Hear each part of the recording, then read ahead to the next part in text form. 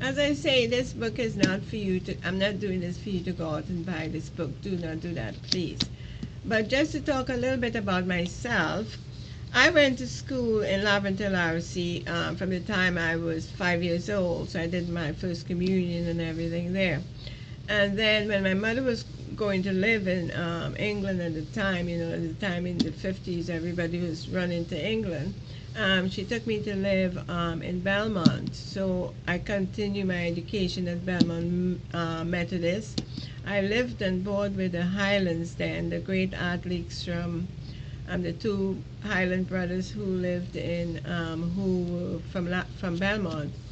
And from there, I I started writing from that age about my diary. I used to write before, but not my diary. From there, I wrote my diary.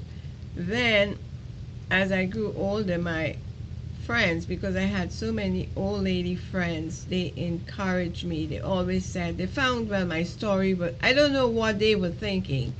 When you're a young woman then, back then, every woman is a child's mother. That's how it went then. Every woman was a child's mother. It doesn't, you had to listen to all the elderly people.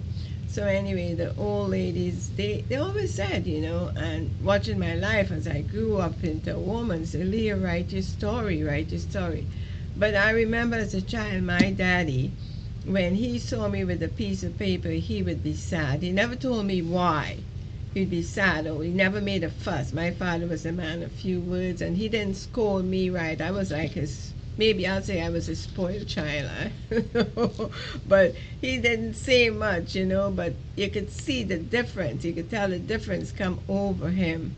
He'd be sewing at his machine and I'll be there at his feet, and with my paper, and he would be very deeply concerned. But as the years passed, the old ladies the elderly ladies keep singing the same song, so they more or less, they knew I like writing, so maybe that's why they told me to write my story.